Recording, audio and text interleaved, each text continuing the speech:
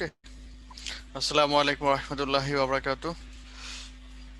আপনারা সকলে কেমন আছেন? আমার কথা কি সবাই শুনতে পাচ্ছেন?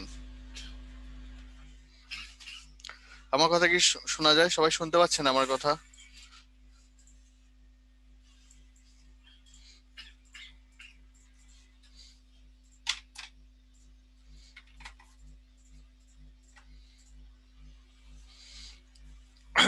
ডক্টর সঞ্জিদা।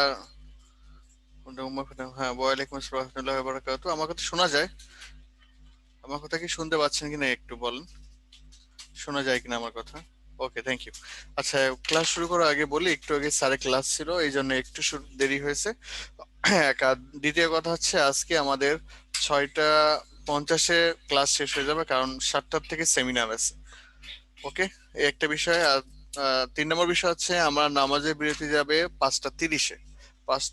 5টা 30-এ আমরা নামাজের বিরতিতে যাব। আজকে আমরা যে টপিক গুলো আলোচনা করবো সেটা হচ্ছে মেডিসিনে অনেক ইম্পর্টেন্ট টপিক গুলো। আমরা গ্যাস্ট্রিনারি সিস্টেম পড়বো, আমরা ইনশাল্লাহ হেপাটোবিলিয়ারি সিস্টেম, এবং লাস্ট ওয়ান নেফ্রোলজি। এই 3টা পার্ট আজকে আমাদের ক্লাস হবে। সো খুব খেয়াল করবেন, যেই জায়গাগুলো বোঝানোর জায়গা আমি বুঝাই দেবো, বাকিগুলোকে মার্ক করে দেবো। মার্ক করার সময় এগুলোকে যেন মিস না হয়, এটা একটু খেয়াল রাখতে হবে। হ্যাঁ, ওয়ালাইকুম আসসালাম ডক্টর সঞ্জিদা। তাহলে আমরা শুরু করি, কারণ সময় অনেক কম আমাদের।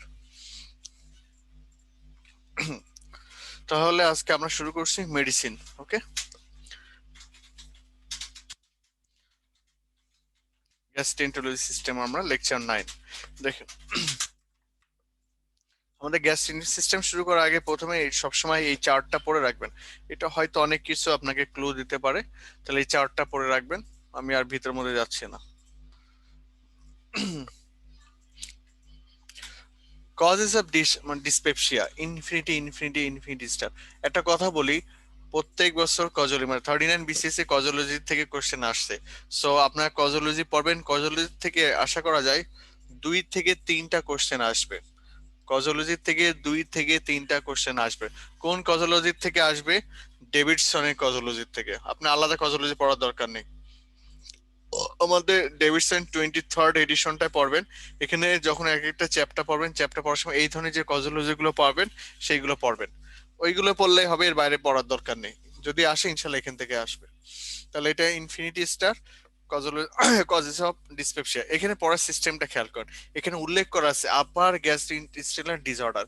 তাহলে আপনি পড়ার সময় এইগুলো মার্ক করতে হবে, যে ডিসপেপসিয়া শুধু এক থ্রোলি পড়ে গেলাম, এটা আসছে কি না এটা খেয়াল করতে হবে। মানে আমরা যে কাজটা করি এটা কিন্তু ভুল হয় অনেক সময়। স্যাররা অনেক সময় এই লাইনটাকে উল্লেখ করে দেয়, যে হঠাৎ causes of upper gastrointestinal dyspepsia. তখন আপনি দেখবেন যে সবগুলো আপনার কাছে কমন, কারণ সারা কঠিন করলে এই কাজগুলো করবে। সো পড়ার সময় এইগুলোকে মার্ক করবেন। তারপরে যেমন সিস্টেমিক ডিজিজ, রেনাল ফেলিয়ার এবং হাইপার ক্যালসিমিয়া। অনেক কজ থাকতে হবে ডিসপেপসিয়া, কিন্তু সিস্টেমিকের জন্য ডেভিডসনের 2টাই দিছে। এই জন্য এগুলো পড়ার সময় খেয়াল করবেন। এবং আমরা জানি এনএসআইডি, গ্লুকোকর্টিকয়েডস, তারপরে আয়রন, এই আয়রনের কারণে অনেক ডিসপেপসিয়া হয়, এই একটা বিষয়। আর বাকিগুলো পড়লে বুঝতে পারবেন। আরেকটা তো, এটা তো আমরা জানি, অ্যাংজাইটি পরীক্ষা এক্সামের সময়, ভাইবা বোর্ডে ঢোকার আগে বা পরীক্ষার রেজাল্ট দেবে এরকম চিন্তা করলেও আমাদের ডিসপেপসিয়া হয়, ডেভেলপ করে। অ্যালার্মিং সাইন অফ ডিসপেপসিয়া, এটা ভালো করে দেখবেন, কোনটা অ্যালার্মিং সাইন। ওকে, এটাও ভালো করে দেখবেন। ডিসপেপসিয়া হলে আমাদের কি কি করা উচিত, কি টেস্ট করা উচিত, কোন বয়সের কোনটা করতে হবে, এটা পড়বেন। এটা আপনার পড়লে বুঝতে পারবেন। এই জন্য আমি ভিতরে যাচ্ছি না, কারণ এটা একদম সহজ। এটা ইনফিনিটি ইনফিনিটি ইনফিনিটি স্টার। গত লাস্ট এক্সামে আপনার জিআইটি থেকে কোনো কজোলজি এইভাবে দেয় নাই, এই জন্য জিআইটি থেকে এবার কোশ্চেনের চান্স অনেক বেশি। এই কজোলজি, ঠিক আছে। দা কজেস অফ ভমিটিং, ভমিটিং এ কি কি কজ আছে খুব ভালো করে পাবেন, যেমন অ্যাকিউট অ্যাবডোমিনাল কজ, গ্যাস্ট্রোডিনোমিনাল কজ, তারপরে সিএনএস এর কজ, এগুলো বেশি ইম্পর্টেন্ট। সিএনএস এর কজটা খুব ভেরি ভেরি ইম্পর্টেন্ট। কোনটা ড্রাগের কারণে হতে পারে এটা দেখবেন, এগুলো পড়ার সময় খুব ভালো করে দেখবেন।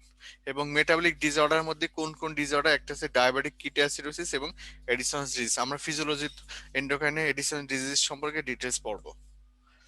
এটা ইনফিনিটি স্টার, আপার গ্যাস্ট্রিক হিমোরিজ। খুব ভালো করে পড়বেন এটা, এইটা অনেক ভালো করে পড়বেন এটা, এই কজটা। এখন আসি আমাদের one of the most important peptic ulcer disease. Peptic ulcer ডিজিজটা খেয়াল করেন, আমরা আসলে পেপটিক আলসার ডিজিজ বলতে কোন জায়গাটা বেশি বুঝি, আমরা চিন্তা করি আইদার গ্যাস্ট্রিক রিজন অথবা ডিএডেনাল পার্ট। কিন্তু দেখেন ডেভিডসন কি বলেছে, ডেভিডসন দেখেন কি বলছে, in the lower end of oesophagus, lower end of oesophagus একটা পার্ট আলসার কোথায় হবে, পেপটিক আলসার বলতে এই আলসারটা হতে পারে number one side lower end of oesophagus, stomach or duodenum. খেয়াল করছেন, এটা ইসোফেগাস, second one stomach and duodenum, third one jejunum. Surgical anastomosis মানে গ্যাস্ট্রো জেজুনোস্টমি যখন আমরা করি, যখন এই জেজুনামকে স্টোমাকের সাথে হলো অ্যানাস্টোমোসিস করে, গ্যাস্ট্রো জেজুনোস্টমি এই সাইডে এখানে হতে পারে।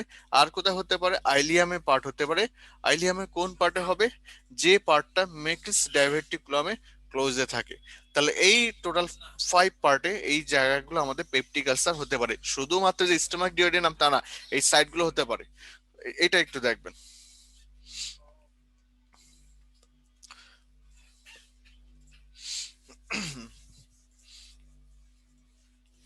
এবং পেপটিক আলসার ডিজিজের জন্য one of the most important যে আমাদের Helicobacter pylori, most important infection Helicobacter pylori, এটা জানলেই হবে একটুখানি। আচ্ছা, এইটা সবচেয়ে কোন এজের দিকে সবচেয়ে কমনলি দেখা যায়, সেটা হচ্ছে ওভার দ্য 15 ইয়ার্স। এটা সাধারণত ডেভেলপ কান্ট্রিগুলোতে দেখা যায়, over the years of 50 years এর ক্ষেত্রে হয়। কিন্তু সবচেয়ে বেশি এটা কমন হচ্ছে ডেভেলপিং কান্ট্রিতে, আমাদের মধ্যে ডেভেলপিং কান্ট্রিতে এটা সবচেয়ে বেশি কমন।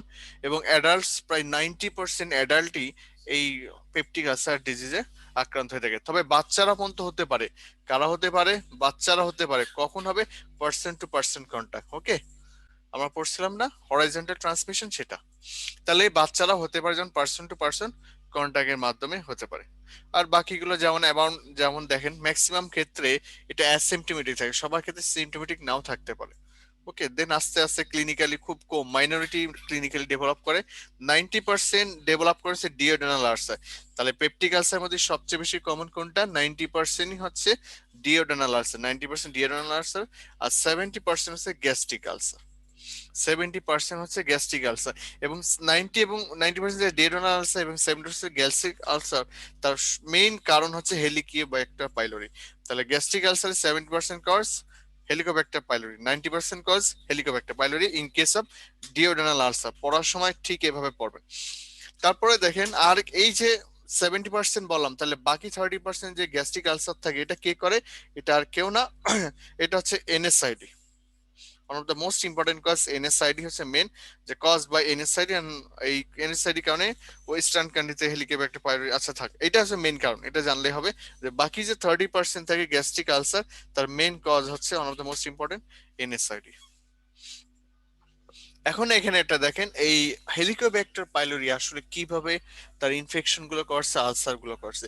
আমরা জানি একটা আলসার মিডিয়াম, যেখানে আলসার হয় সেটা একটা কালচার মিডিয়া হিসেবে কাজ করে। কি হিসেবে কাজ করে, কালচার মিডিয়া হিসেবে কাজ করে, যেখানে অন্যান্য ব্যাকটেরিয়া গুলো গ্রোথ করতে পারে। এখানে দেখেন সে কি করছে, আমরা জানি আমাদের স্টোমাকে যে পিএইচ যেহেতু থাকে, এটা 1 থেকে 1, কোন জায়গায় বলছে 1.5 থেকে 3.5 পর্যন্ত যেতে পারে। তো এভারেজ আমার 1 থেকে 3.5 এইটা রাউন্ড শেপটা ধরে রাখি। এখন এই হেলিকোব্যাক্টার পাইলোরি তার সবচেয়ে ফেভারিট জায়গা হচ্ছে স্টোমাক, সে ওখানে থাকতে বেশি ভালোবাসে অন্য জায়গার থেকে। এখন সে স্টোমাকে যখন যায়, সে চিন্তা করে এখানে যে পরিমাণ অ্যাসিডিটি, এই অ্যাসিডিটির মধ্যে এই হেলিকোব্যাক্টার পাইলোরি বেঁচে থাকতে পারবে না, সে মারা যাবে। এখন সে তার জন্য বেঁচে থাকার জন্য কি করবে, সেখানে পরিবেশটা বানাবে, যেটা অলরেডি কোভিড-19 করছে। তাহলে এখানে সে পরিবেশটা কিভাবে বানাবে, তার কাছে একটা অস্ত্র আছে, সেই অস্ত্রটার নাম হচ্ছে একটা এনজাইম, নাম হচ্ছে ইউরেজ এনজাইম। ইউরেজ এনজাইম যখন সে সিক্রেশন করে, তখন এটা কি করে, সে ইউরিয়াকে কনভার্ট করে অ্যামোনিয়াতে কনভার্ট করে। ইউরেজ এনজাইম মাধ্যমে ইউরিয়াটা স্প্লিট হয়, স্প্লিট মাধ্যমে সেখান থেকে অ্যামোনিয়াটা বের হয়। অ্যামোনিয়াটা আসলে তাহলে কি করে, অ্যামোনিয়াটা তখন কি করে, আমাদের যখন স্টোমাক থেকে কি সিক্রেশন হয়, হাইড্রোক্লোরিক অ্যাসিড সিক্রেশন হয়। তাহলে এই অ্যামোনিয়া প্লাস হাইড্রোক্লোরিক অ্যাসিড, খুব মানে সহজে বোঝানোর জন্য সেটা বোঝাচ্ছি, অ্যামোনিয়াম ক্লোরাইডে কনভার্ট হয়ে যাবে। তাহলে অ্যামোনিয়াম ক্লোরাইডে যখন কনভার্ট হবে, তাহলে আমরা একটু দেখি HCl আসলে কি করতো, দুইটা জিনিস করতো। একটা হচ্ছে সে আমাদের ওখানে পিএইচটা মেনটেন করতো, হাইড্রোজেন আয়ন। এবং আরেকটা সে তো কি ক্লোরাইড। ক্লোরাইড হচ্ছে অ্যান্টিব্যাকটেরিয়াল হিসেবে অনেক সময় কাজ করে। এখন এইটা যখন হাইড্রোজেনের পরিমাণ মানে অ্যাসিডিটির পরিমাণও কমে যাচ্ছে, কারণ এটা অ্যামোনিয়াম ক্লোরাইডে কনভার্ট করছে এই অ্যামোনিয়ার কারণে, এবং ক্লোরাইডের পরিমাণ কমে যাচ্ছে। যখনই এটা কমে যাচ্ছে তখন তার পরিবেশটা আস্তে আস্তে অ্যাসিডিটির থেকে অ্যালকালাইনের দিকে যাচ্ছে, অর্থাৎ নর্মালের দিকে যাচ্ছে। তার জন্য উপযুক্ত পরিবেশ তৈরি হয়। উপযুক্ত পরিবেশ যখনই তৈরি হয় সে তখন চিন্তা করে আমি কেন একা থাকবো। কেউ কোনো সমাজে একা থাকতে চায় না, ব্যাকটেরিয়া কখনো একা থাকতে চায় না। সে তখন বলে যে আরো অন্যান্য যত ব্যক্তি তাদেরকে আমন্ত্রণ জানায় যে বাবারা তোমরা, আমি এখানে আছি, তোমরা আসো, সবাই মিলেমিশে এখানে থাকি, আসো এখানে আমরা একটা আলসার তৈরি করি। এই হচ্ছে তার ভালো প্যাথোফিজিওলজি। সে একা করে না, বাকিদেরকে আমন্ত্রণ জানায়। আর আর অন্যান্য কিছু ফ্যাক্টর আছে, এটা দেখবেন এই সকল ফ্যাক্টর গুলো এখানে আলসার করতে সাহায্য করে। This is the factor for influence virulence of Helicobacter pylori. এটা কি সবাই বুঝতে পারছেন? এটা কি বুঝতে পারছেন? মানে একদম সহজ ভাষা আমি বলছি। একটু বলেন, ডক্টর সঞ্জিদা, ডক্টর গোলাম, ডক্টর জাহিদুল, বুঝতে পারছেন জিনিসটা?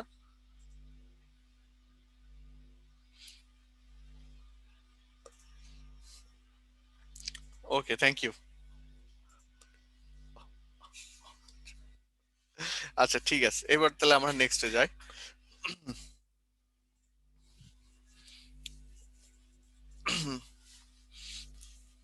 এটা আপনার একবার রিডিং পড়লে বুঝতে পারবেন ক্লিনিক্যালি আমরা কি কি করি। এটা এত ইম্পর্টেন্ট না, মোস্ট ইম্পর্টেন্ট যেটা আমি সেটা দেখাই দিই।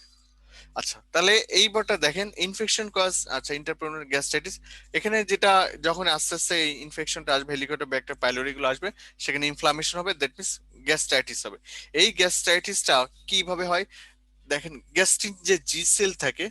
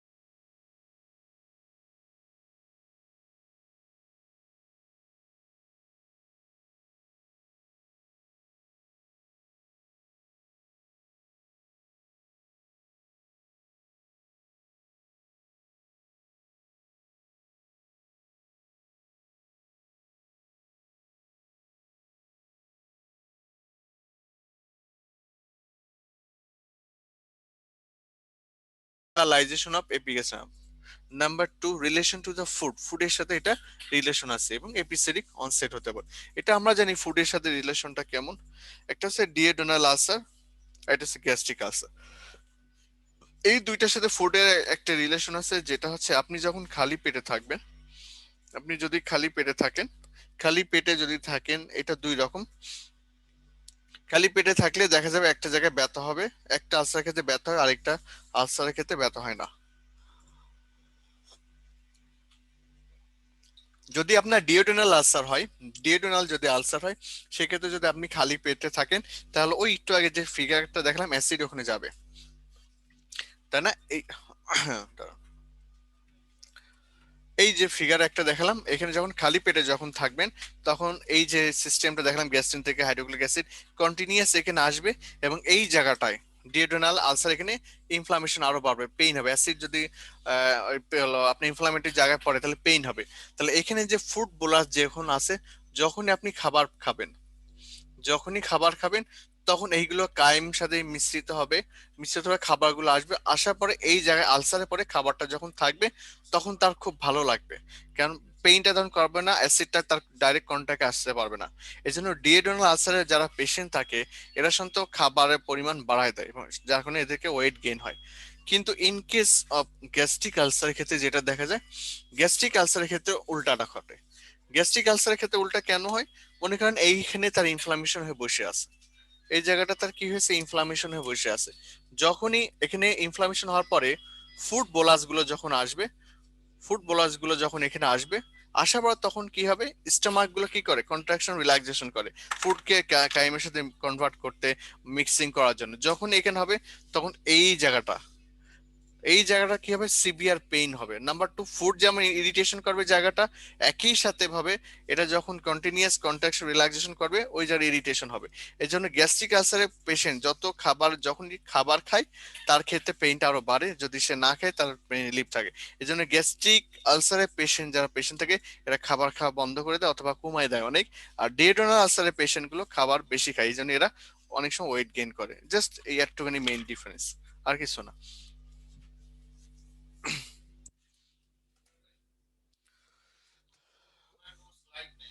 আচ্ছা, তাহলে আমরা যেখানে ছিলাম সেটা, এই হচ্ছে আপনার ফুডের সাথে রিলেশন। আচ্ছা, তারপরে অনেকের ক্ষেত্রে ভমিটিং হতে পারে, অর্থাৎ ফাইনালি তাদের গ্যাস্ট্রিক আউটলেট অবস্ট্রাকশন হতে পারে। কারণ ডিওডোনাল আলসার যখন হতে পারে, হিলিং হবে, হিলিং ফলোড বাই ফাইব্রোসিস হয়, healing followed by fibrosis, ultimately ওখানে gastric outlet obstruction, pyloric stenosis develop হয়, এবং finally gastric outlet obstruction develop করে থাকে। এইগুলো এক একটা পার্সন টু পার্সন ভ্যারি করে থাকে। আর অনেকের ক্ষেত্রে দেখা যায় অ্যানোরেক্সিয়া হয়ে থাকে, কারণ নরসিয়া হয়ে থাকে, এটা ডেভেলপ করে। তারপর এই যে যেটি অলরেডি আলোচনা করছি, আর্লি স্যাটারডে আফটার মিলস, খাবার পরে তার আহ, মনে হয় যে পেটটা ভরে গেছে, যেটা আমরা মনে করি। অনেক পেশেন্ট আছে তার টোটালি সাইলেন্ট, কোনো কিছু তার দেখা যায় না। ফার্স্ট টাইম দ্য এনিমিয়া, আস্তে আস্তে সে খাবার যখন কমে যাবে, ডিউরাল আলসার যখন ওই জায়গা থেকে আলসারেটিভ থেকে ব্লাড লস হয়, অর্থাৎ ক্রনিক ব্লাড লস ডেভেলপ করতে পারে। বাকি দেখে তো অনেকে হতে পারে কি, হেমাটোমেসিস হতে পারে। দেখেন জিনিসটা বলছি, সব জায়গায় চেঞ্জ আছে, কোনোটা ফিক্স না।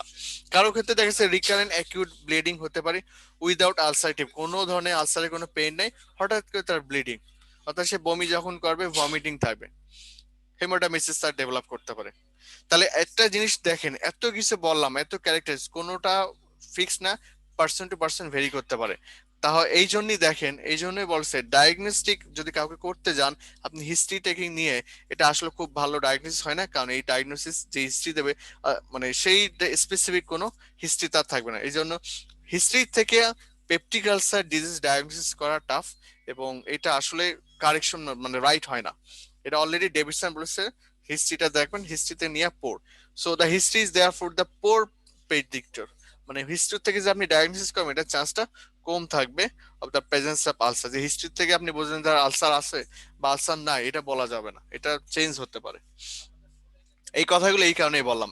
এখন এই কথাটা আমি এই জন্য এত ব্যাখ্যা করলাম, আমরা যখন সিবিএস এ ক্লাস করছিলাম, তখন একবার আমি বলছিলাম যে যদি কোনো একটা পেশেন্টের যদি এই ধরনের সিমটম থাকে, তখন আমরা মনে করবো তার পেপটিক আলসার ডিজিজ, আমি continuous peptic anti ulcer drug দিয়ে দিলাম। অথচ পেশেন্টে কি হতে পারে, ইনফিরিয়র এমআই হতে পারে, ইনফিরি এমআই হতে পারে। এই জন্য সবসময় বলছি আপনার হয়তো অ্যান্টি আলসারেটিভ ড্রাগ গুলো দিতে পারেন, তারপর পিপিআই দিতে পারেন, কিন্তু অবশ্যই যদি আপনাকে সিমটোমেটিক হয় পেশেন্টকে অবশ্যই অবশ্যই একটা ইসিজি করাবেন, যাতে ইনফিরিয়র এমআই কিনা এটা অবশ্যই রিচেক করে নেবেন। ইনভেস্টিগেশন, আচ্ছা ইনভেস্টিগেশন যদি একটা যদি ইনভেস্টিগেশন বলেন, just single one, number one দেখেন এন্ডোস্কোপি। ক্লিয়ার? এটা আমার না, এটা ডেভিডসনের প্রথম ওয়ার্ডটায় দেখেন এন্ডোস্কোপি দিয়ে আছে। তারপরে আপনি বাকি টেস্টগুলো করতে পারেন। এখানে আমরা এন্ডোস্কোপি করতে পারি, ইনভেসিভ নন ইনভেসিভ আছে, তারপর আমরা ইউরিয়া ব্রেথ টেস্ট যেটা বলা হয় আমরা ব্রেথ টেস্ট করতে পারি, ফিক্যাল অ্যান্টিজেন টেস্ট আছে। এগুলো খুব ইম্পর্টেন্ট, এটা যেমন বলা হয়েছে best because the accuracy, simplicity এবং নন ইনভেসিভ।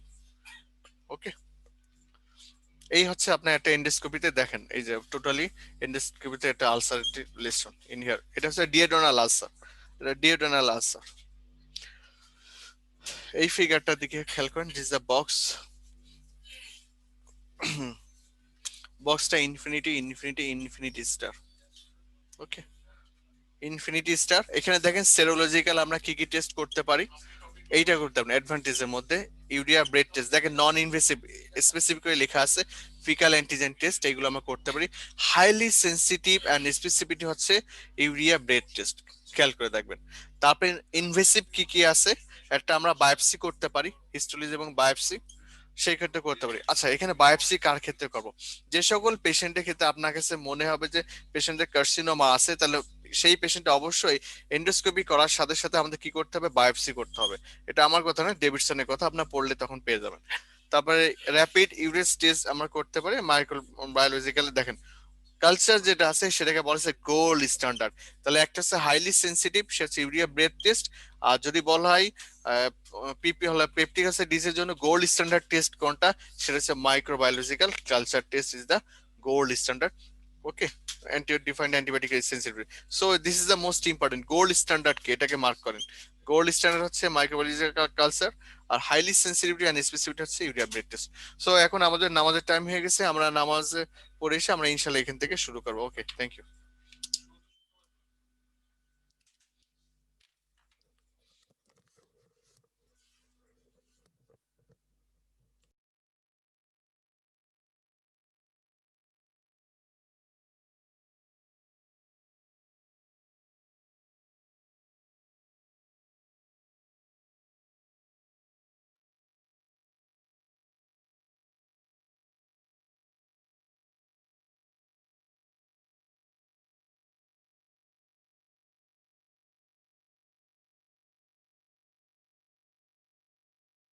الله أكبر الله أكبر الله أكبر الله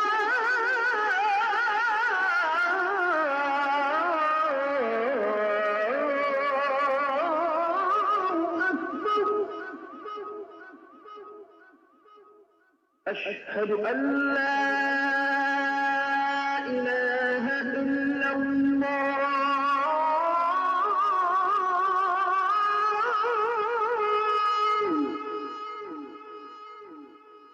أشهد أن لا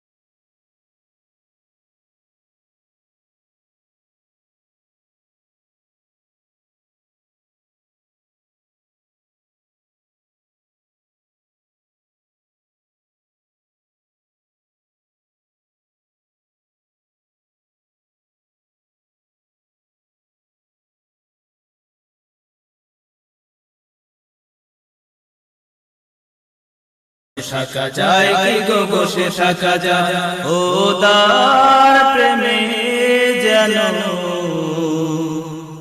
এ মন হারা।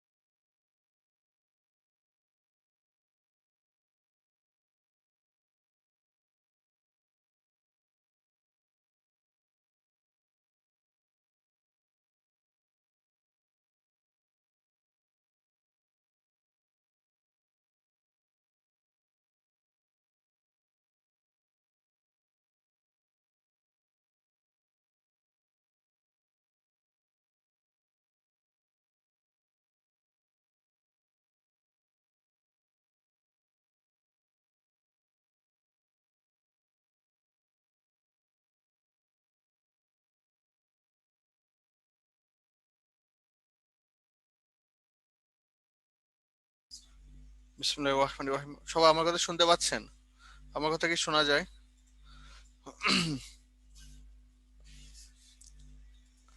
আচ্ছা, এই একটা বিষয়। 2 নম্বর বিষয় হচ্ছে আপনাদের শীট মোটামুটি রেডি হয়ে গেছে। আপনারা অফিসে যোগাযোগ করবেন, মেডিকেল শীট, ওখানে ওখানে কথা বলে আপনার বাকি বলে দেবে যে কবে আপনার শীট পাবেন।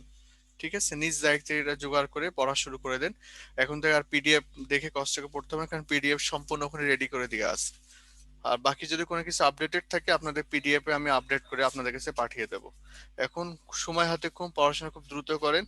এবং পিএসসি চাচ্ছে সবার আগে, ইভেন 41-এর আগে 42 নিতে পারে, আমি যতটুকু জানি বা শুনলাম। এখন জানি না কখন কি করে, এই জন্য কিন্তু পড়াশোনার জন্য আপনারা খুব যত দ্রুত পারেন পড়াশোনার প্রতি লেগে পড়েন।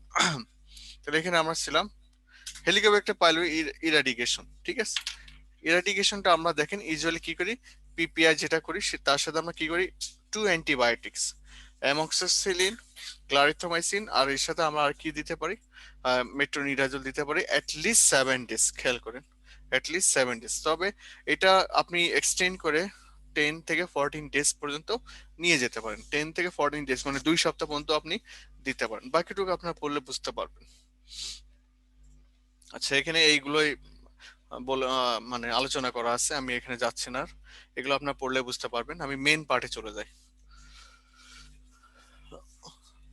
Common side effect. Common side effect, এটা ইনফিনিটি স্টার। সাইড ইফেক্ট কি কি আছে তাহলে দেখেন, 30 থেকে 50% পেশেন্টে কি থাকে, যে ডায়রিয়া ডেভেলপ করে। তাহলে যদি common side effect in case of helicopter pylori, যে যদি এই পয়েন্টগুলো দেওয়া থাকে, তাহলে সবার আগে দেবেন ডায়রিয়া। যদি এগুলো পয়েন্ট, তারপরেও ডায়রিয়া, কারণ সবচেয়ে বেশি এটা পাওয়া যায় সাইড ইফেক্টের মধ্যে। একটা পেশেন্টে কখন আপনি হেলিকপ্টার পাইলরি যেটা আমরা বলি ইরাডিকেশন, কখন ইন্ডিকেশন, এটা ভালো করে পড়বেন।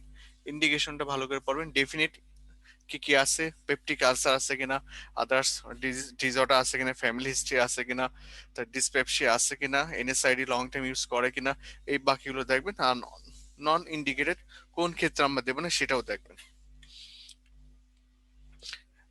কখন আমরা কখন আমরা কি করব, সার্জারি করব। ইমার্জেন্সি, একটা ইমার্জেন্সি, একটা ইলেকটিভ। ইমার্জেন্সি কোনটা, পারফোরেশন, আর একটা হিমোরেজ। আর ইলেকটিভ কোনটা, gastric outflow obstruction, persistent ulcerative lesion, এক কথায় আদের রিকারেন্ট আলসার। সেই ক্ষেত্রে আমরা ইলেকটিভ সার্জারি করতে পারি। আমার কাছে কোশ্চেন হচ্ছে, এই পারফোরেশন ডিওডেনালের ক্ষেত্রে বা গ্যাস্ট্রিক যেটা বলেন না কেন কোন ওয়ালে বেশি হয়, অ্যান্টেরিয়র ওয়াল না পোস্টেরিয়র ওয়ালে? মানে আমাকে অ্যান্সার করবেন এটাই যে পারফোরেশন কোন ওয়ালে হয়, অ্যান্টেরিয়র আর পোস্টেরিয়র, আর হিমোরেজ কোন ওয়ালে হয়, অ্যান্টেরিয়র আর পোস্টেরিয়র। তার মানে ডিওডেনাল আলসার হোক আর গ্যাস্ট্রিক আলসার যেটা বলেন কোন ক্ষেত্রে কোনটা হয়? পোস্টেরিয়র ওয়াল কার ক্ষেত্রে? পোস্টেরিয়র ওয়াল কোনটা, পারফোরেশন হিমোরেজ কোনটা, এটা স্পেসিফিক করে বলেন ডক্টর উম্মে ফাতেমা সামিনাগুল। পারফোরেশন কোন ওয়ালের ক্ষেত্রে কমন, হিমোরেজ কোন ওয়ালের ক্ষেত্রে? Perforation posterior wall. Next anyone? আর হিমোরেজ কোন ওয়ালের ক্ষেত্রে ডক্টর উম্মে ফাতেমা? সবাই কমেন্ট করেন, আপনার তো doctor. Haemorrhage anterior wall. Next one, any other, any other? Cynthia আপু, সামিনা গোল,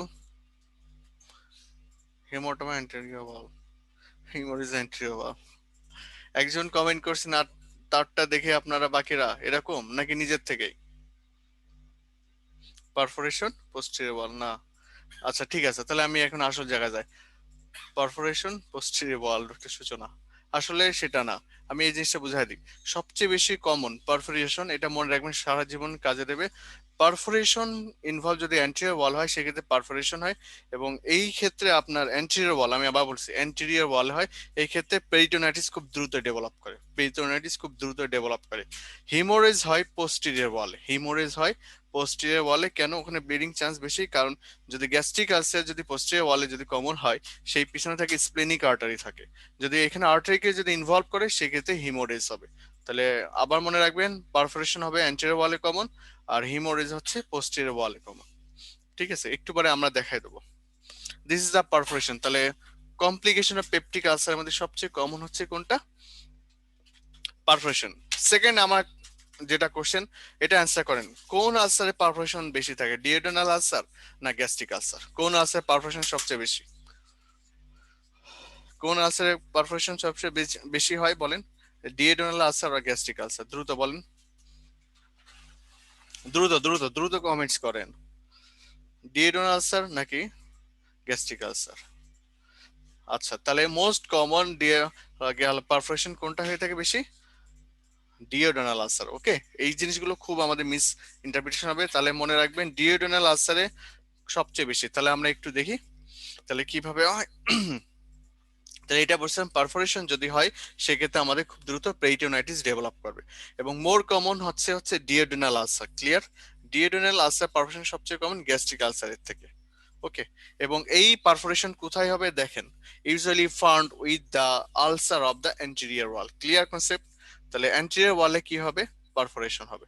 বাকিগুলো আপনারা পড়লে বুঝতে পারবেন। ম্যাক্সিমাম ক্ষেত্রে সবচেয়ে বেশি কজ হচ্ছে অ্যাকিউট আলসার অথবা এনএসআইডি ইনডিউসড অনেক সময় হয়ে থাকে। আচ্ছা, গ্যাস্ট্রিক আরেকটা হয়ে থাকে যেটা কমপ্লিকেশন হচ্ছে গ্যাস্ট্রিক আউটলেট অবস্ট্রাকশন, এটা অলরেডি একবার আলোচনা করছি। এখানে হিলিং হয়, healing followed by fibrosis. Fibrosis হতে হতে আমাদের আউটলেটটা পাইলোরিক ক্যানেলটা আস্তে আস্তে একদম কি বলবো, এটা চিকন করে ফেলে বা ছোট করে ফেলে, যার কারণে গ্যাস্ট্রিক আউটলেট অবস্ট্রাকশন ডেভেলপ করে। ম্যাল অ্যাবজর্পশন, এখন one of the important malabsorption. দেখেন, ডায়রিয়া এবং weight loss, patient normal diet like to be cause of malabsorption. তাহলে পেশেন্ট, তাহলে প্রথম ওয়ান দেখেন, ডায়রিয়া এবং weight loss in patient with a normal diet are likely to be cause by malabsorption. একজন patient normally খাবার খাচ্ছে কিন্তু তার ডায়রিয়াও হয়, সাথে ওয়েট লস হয়, এর একটা মেন কারণ হচ্ছে তার ম্যাল অ্যাবজর্পশন ডেভেলপ করছে। তারপরে এটা আমরা জানি, যদি বাল্কি পেল এবং অফেন্সিভ যদি স্টুল ডেভেলপ করে সেই ক্ষেত্রে এটা আমরা বলি স্ট্যাটোরিয়া। কি বলি এটাকে আমরা? স্ট্যাটোরিয়া। তার মানে কেন হয় এটা বলা হয় ম্যাল, মানে ফ্যাট ম্যাল ডাইজেশন। ফ্যাট ম্যাল ডাইজেশন, আমরা যখন ফ্যাট ডাইজেশন অ্যাবজর্পশন পড়ছিলাম তখন দেখছিলাম বাইলের একটা রোল থাকে। তা যাই হোক, এটা মেন আরেকটা কি কারণ, সেটা হচ্ছে যদি বাল্কি পেল অফেন্সিভ স্টুল যদি পাওয়া যায় সেক্ষেত্রে স্ট্যাটোরিয়া, এবং এটা কি বলে? ফ্যাট ম্যাল ডাইজেশন। তারপরে আদার্স কি কি হতে পারে, মানে তার প্রেজেন্টিং কমপ্লেন হতে পারে, তেমন অ্যাবডোমিনাল ডিস্টেনশন থাকে, বুর্গনিক, বুর্গনিক পেটের মধ্যে শব্দ করা, গার্গলিং একটা যে শব্দ সেটাকে বলে বুর্গনিক। এটা তাহলে অ্যাবডোমিনাল ডিস্টেনশন থাকতে পারে। তারপরে অ্যাবডোমিনাল কোনো সাউন্ড থাকতে পারে, ক্রাম্পস থাকতে পারে, ওয়েট লস থাকতে পারে, এবং আনডাইজেস্টেড ফুড, যে ফুডগুলো কি হয়েছে আনডাইজেস্টেড, এইটা স্টুলের মধ্যে প্রেজেন্ট থাকবে। এইগুলো এক একটা পেশেন্ট পাওয়া যায়। এইটা ইনফিনিটি ইনফিনিটি স্টার, এই বক্সটা। এই বক্সটা আমি হয়তো আগে একবার আপনাদের দেখাইছি ভিটামিন ক্লাসের সময়। এটা খুব ভালো করে পড়বেন। ইনফিনিটি স্টার, এখান থেকে কোশ্চেন কিভাবে আসে দেখেন, দেখা দিই কোশ্চেন কিভাবে করে সারা। পোর উন্ড হিলিং এর কজ কি দেখেন, ভিটামিন সি, প্রোটিন, জিঙ্ক, এখানে স্পেসিফিক বলা আছে। সারা যদি এখান থেকে কোশ্চেন করে poor which is not the factor for poor wound healing, তখন বাকি তিনটা এখান থেকে দেবে, একটা যে কোনো একটা মনে দিয়ে দিল, আয়রন দিয়ে দিল। তাহলে ভিটামিন সি, প্রোটিন এবং জিঙ্কের কারণে পোর উন্ড হিলিং, এটা ডেফিসিয়েন্সি হলে, ঠিক আছে। তারপরে দেখেন পারপুরা ব্রুসিং হয় ভিটামিন সি এবং কে ডেফিসিয়েন্সির কারণে। তারপরে মোস্ট ইম্পর্টেন্ট সেটা হচ্ছে এটা angular stomatitis, infinity infinity star. আমরা জানি অ্যাঙ্গুলার স্টোমাটাইটিস, গ্লসাইটিস সবচেয়ে বেশিরভাগ হয়ে থাকে সেটা হচ্ছে রিবোফ্লাভিন ডেফিসিয়েন্সি হওয়ার কারণে। কিন্তু ডেভিডসন কি বলেছে দেখেন, আয়রন, ফোলেট এবং ভিটামিন বি 12 স্পেসিফিক করে বলা আছে।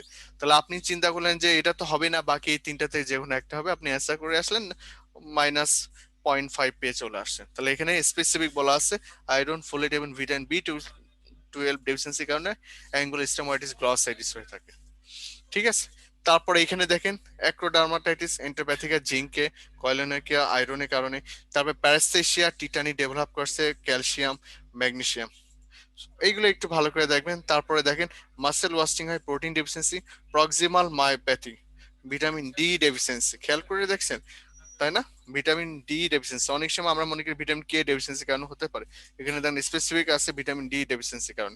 আর কি দেখেন, পেরিফেরাল নিউরোপ্যাথি ভিটামিন বি 12 এবং পেরিফেরাল ইডিমা, এটা হচ্ছে হাইপো অ্যালবুমিনিয়া। পড়ার সময় এইগুলো খুব ভালো করে দেখবেন, হ্যাঁ। প্যাথোফিজিওলজি অলরেডি একবার বলে ফেলছি, তারপরে একবার বলি।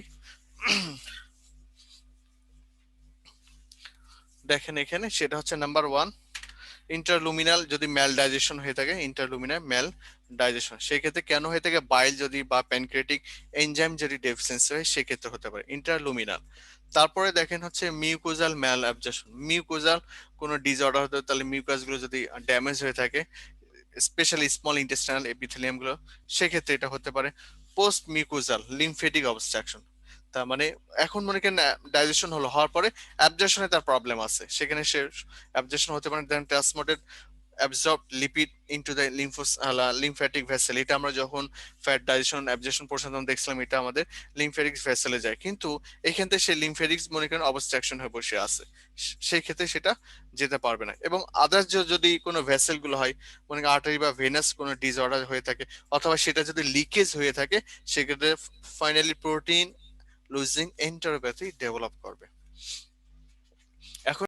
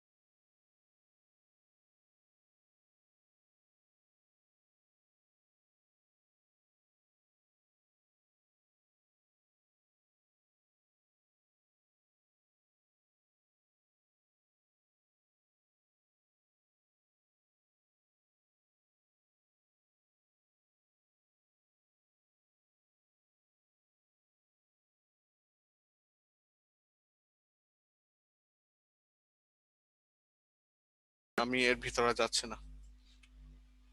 ক্রনিক ডিজিজের ক্ষেত্রে আমরা বলছি অ্যাবডোমিনাল পেইন থাকবে, ডায়রিয়া, ওয়েট লস, এই তিনটা জিনিস সবচেয়ে বেশি থাকবে।